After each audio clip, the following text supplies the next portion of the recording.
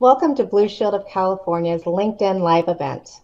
My name is Cicely Hamilton. I'm in the IT organization at Blue Shield. I lead our customer success management team and enable productivity and collaboration capabilities across the organization. I'm extremely honored to have this opportunity to talk to Lisa Davis, who is our Senior Vice President and CIO. She's driving Blue Shield towards the future state of healthcare by transforming the IT business model and leveraging digital technology, data, and analytics to accelerate the delivery of capabilities and ultimately improve our member and provider experience. Let's welcome Lisa to our LinkedIn Live event. Lee, so great to see you and so excited to be here. Hi, Lisa. Thank you for joining me today. I'm excited to be here as well. So Lisa, before we get into the topic at hand, we'd like to get to know you on a bit of a personal level. So first, what is your favorite activity outside of work? Oh, I'm a fitness nut. So anything outdoors, hiking, biking, rowing. So I used to be a fitness instructor for 25 years until my main job became so busy that I was unable to continue teaching. But it always have been a passion for me. And one of the things that I loved about Blue Shield in California is our focus on the health and wellness of people. Yeah, absolutely. So you recently discussed in Forbes how the pandemic has really shown the healthcare sector needs to digitally transform to meet the needs of our consumers, and that we have to create this holistic, personalized, high-tech, high-touch experience. With that in mind, what changes have you made across the organization so IT and the business can work more closely together and drive our digital transformation forward? Cicely, it starts with, and as you know, a foundation of trust. And how does the business and the IT organization work together, communicate, and collaborate? Mm-hmm. The first thing we did was we created an operating model that allowed us to build that trust and enhance communication and collaboration. So we did that by creating our organization in portfolio, so portfolio-based and product-based. And the portfolios would align to key lines of business or key horizontal functions with the business. And the beauty of that model is it created customer-facing teams of solution architects, enterprise architects, software development, application expertise, solution delivery leads, et cetera, cyber experts, integrated into that team to support that line of business. Now, as you can imagine, the business was ecstatic because they had a direct team to engage with. It helped build business IT acumen. It helped IT build business acumen. Working together, understanding the opportunities or problems or questions we were trying to answer, because we also integrated our data and analytics team into improving ultimately the trust, the collaboration, and the communication that we have between the business and the IT organization. And when I say IT, I'm encompassing our data and analytics team versus kind of calling them separately out. So when I say IT, I mean all of us, including data and analytics, which is a heart of what we're doing in our strategy. Absolutely. What an amazing concept. And you know, it seems so simple. Why do you think it took us so long to get here? Well, I think that the structure that we were in is a very traditional, normal structure that many IT enterprises are in. There was nothing wrong with it. It was just a structure that was suited for a different time as to what the role of the IT organization is. Mm. And with digital transformation, you know, I believe it doesn't matter what sector you're in, whether it's healthcare, manufacturing, retail, every company today is a data and technology company because our strategies and our market success and viability is dependent on the use of digital technologies in terms of how we engage with our customers and the experience and the expectations that our customers have, no matter what industry it is. And in healthcare, what the pandemic has shown us is that our customers are demanding a more retail-like experience, just like we saw with the rise of telehealth. would have never been a hit probably prior to the pandemic, but became a necessity and became very much leveraged by customers in terms of seeking help from their medical professionals. Wow. Well, thank you for that. So the next thing I wanted to ask you is about emerging technologies. So what emerging technologies have you introduced to Blue Shield that healthcare has been slower to adopt? Well, that might be a long list. Let's see. Let's start with, I think first it was because of all the regulatory controls, data privacy, obviously very important, HIPAA, you name it, in the healthcare industry. There is a tendency to kind of lock things down, shut things down, versus kind of working through and towards a solution of how we drive data sharing, data interoperability, and really a mindset of empowering our own customers, our own users within the company to leverage and drive insights out of the data we have. So first and foremost, as you mentioned, Cicely, it started with, do our employees have the tools they need in order to be collaborative, in order to be productive, and to get their jobs done during the pandemic, right? So that was job number one in terms of after we moved everybody to work from home. And providing those collaboration tools and enhancing our own tool set, I would say, like Microsoft Teams, Microsoft 365, Zoom, having good network backbones in terms of how we're communicating, our Wi-Fi capabilities, all those things, those are foundational. The other big moves we're making is moving our infrastructure to the cloud. So many enterprises, those that still have on-prem, not uncommon again in healthcare enterprises, of having primarily an on-premise type infrastructure, recognizing now in order to scale and bring the services and capabilities we want to provide to our members and providers, that scalability and agility requires us to operate in the cloud. So we are currently migrating into infrastructure as a service with key partners, as well as moving our data platform into the cloud. And we call that an experience cube. An experience cube is essentially a data platform in the cloud where, from a technology lens, it's a single pane of glass in terms of data sharing between a member, which is the patient, a provider, and a payer. Doesn't exist. So that's what's exciting about the vision that we have and what we in the IT organization are working with our business partners to help execute on. But it also includes new technologies like machine learning, robotic process automation, in terms of helping to automate manual business processes in terms of how we do business. So a huge drive in terms of transformation within. And I'm a huge believer that how you do business inside translates to how you deliver the experience externally and how our members and providers engage with us. I love that. How you do business inside transfers to our business and how effective we're going to be outside, right? So, I can relate to that, and that, my new role in this customer success management, it's not a one size fits all. It's, we're looking to gain that personalized experience that you talked about to where we're tailoring to the needs of the business, right? And having that richer experience. And you've hit it on the nail, and I'm so glad that we're focusing on the data. So exciting on where we're going in the organization, and I'm looking forward to the future and what the future holds for us. So this is great. So Lisa, let's look to the future a little bit. As we work through the digital transformation, what skill sets are you looking for in a technologist?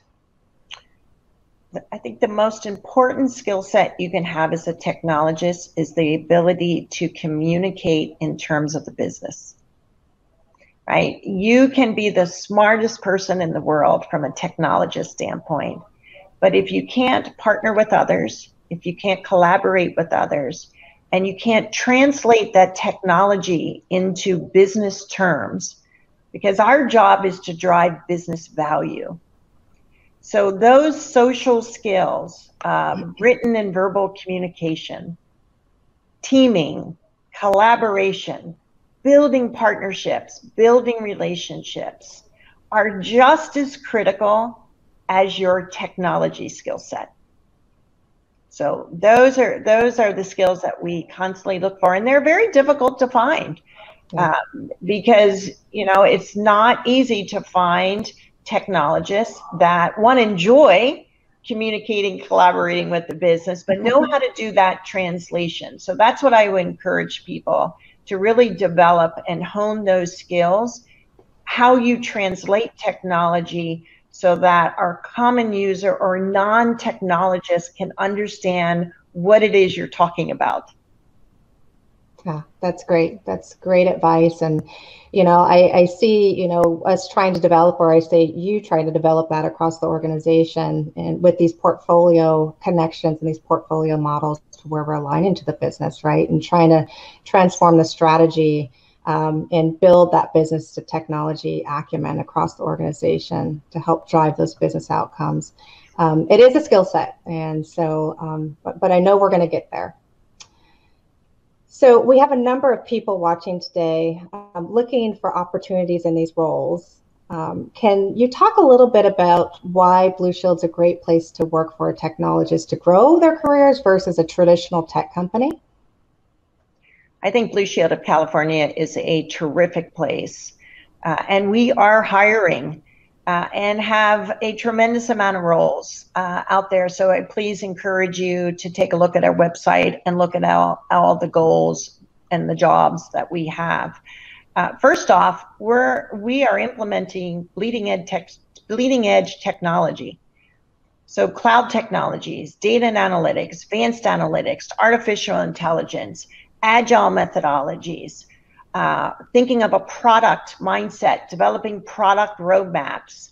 These are all capabilities and technologies that you'll see at your leading Silicon Valley or technology companies. So if you want to grow and learn, Blue Shield of California and what we are doing here is a perfect place to do that. I think even more importantly is the mission at what we have. And I'd be excited to hear your perspective on this too, Cicely, because having been at the company now 18 months, you will find an incredible passion for the mission that we have, and that is to create a healthcare system worthy of our family and friends and sustainably affordable. Every single one of the employees in this company is passionate about that mission, and we care deeply about transforming healthcare, and you feel that. Yeah. It's an environment in which you are supported. People care about you. They care about your health and your well-being. And there's an opportunity for you to grow and learn. And I think probably it is the most important sector that if you want to have an impact and create change, we need you in the healthcare sector. And we need you at Blue Shield of California.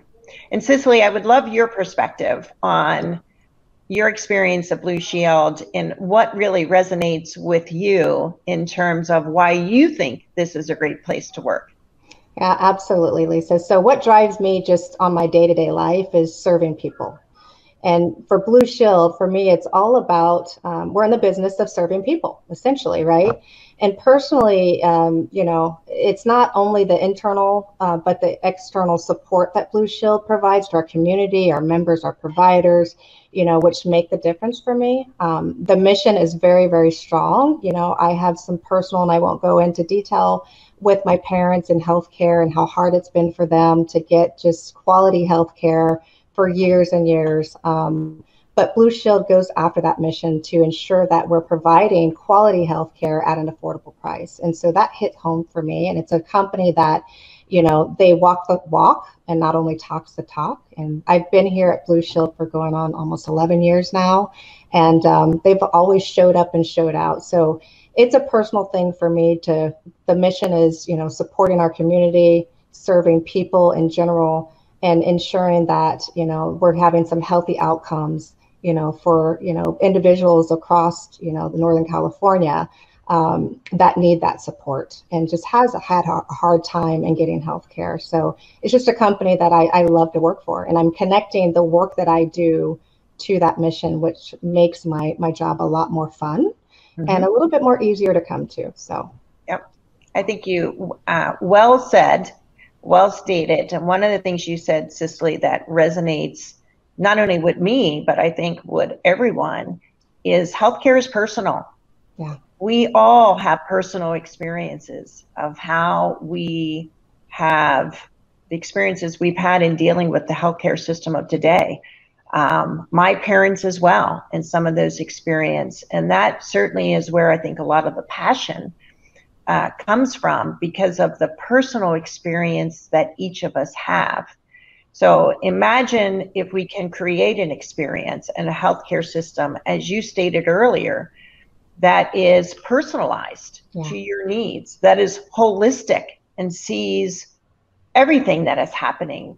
We know that 20% is genetics, 80% is your environment. So a holistic picture of who Cicely is, and is high touch and high tech, so that you can get the care and you can be engaged in that decision making on your own health. Wow. What an amazing concept, right? Yes. That's why we need to do it. Execute. Yeah. We're going to get there. We're going to get there. So I know you are also an advocate of supporting women in leadership, and thank you so much. And getting young girls interested in STEM subjects. How would you encourage women to get involved in tech and also pursue STEM careers? And then the other part of that question is, any advice on how women can advance their careers? Yeah, I have been passionate about not only women, but diversity and building the technology pipeline. So we have an incredible amount of work to do. Even as a female CIO, I think the numbers are at the numbers where I started, over 20 years ago, if not less, of female CIOs in the industry. So we all need to reach back. Certainly, I feel that's very important in my role as a leader, is to continue reaching back and pulling women forward. But it starts, and we know the data shows, that pipeline has to start very young, and it starts in middle school. And I have 2 daughters and a son, but certainly have experienced middle school with my 2 daughters, as well as myself. Would never want to go back to middle school.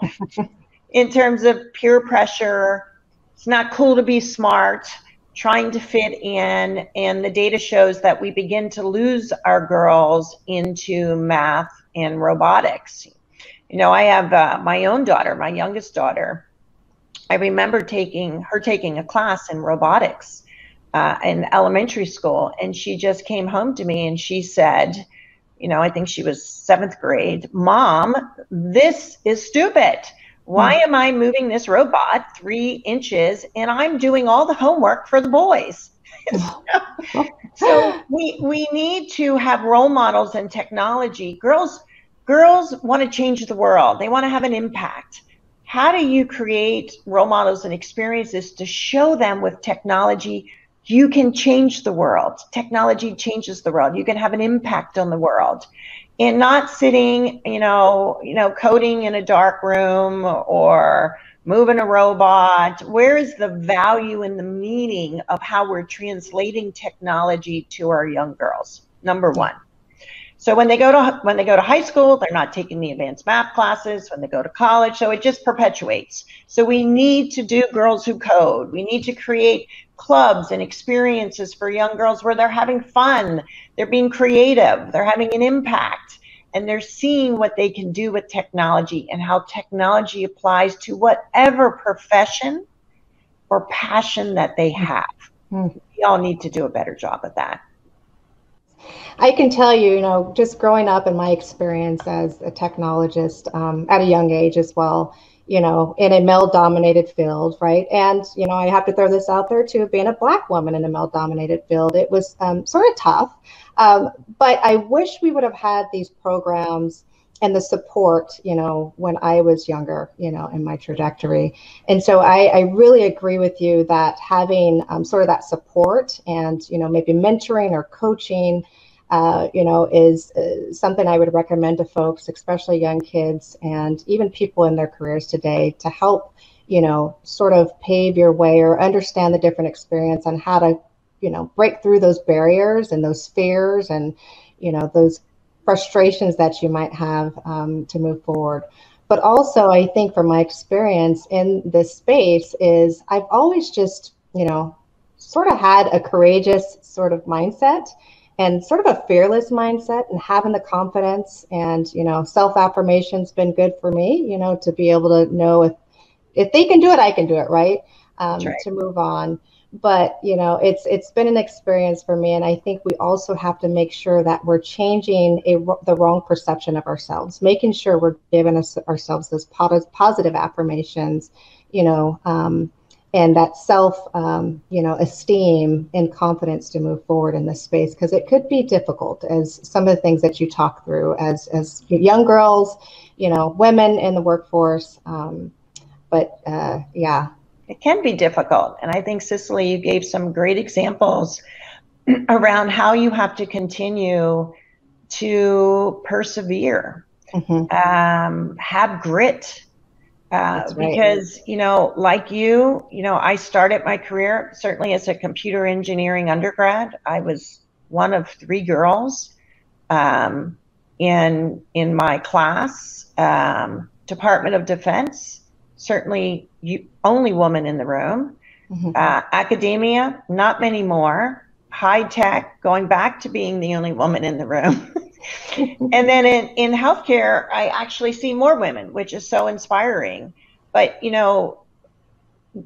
have to be real. Was it easy at all times? Absolutely not. Yeah. But the ability to persevere, and I love the self-affirmation part that you stated, that you will succeed. What you think and what you feel are connected. Finding that self-confidence, finding that self-confidence in your voice, building a support network around you. I love think about building your own board of directors. So it doesn't necessarily need to be, mentors or sponsors, which are valuable as well, but a support network of family and friends and colleagues, that when you're hitting a rough patch, and you will, that there's a network that you can reach out to that builds you back up, that supports your goals and your passions and gives you the courage and the confidence to keep moving forward. Love that. What great advice, Lisa. Well, Lisa, that's all we have for questions today. And I just want to thank you for your time and talking with me. This has been fun. Cicely, it was awesome. And I'm so glad that we got the opportunity to do this together. Thank you. Thank you so much. And I also want to thank all of you that have tuned in. This is a part of an ongoing LinkedIn series profiling Blue Shield of California's executives. Please follow Blue Shield of California to stay up to date on the future episodes. Thank you.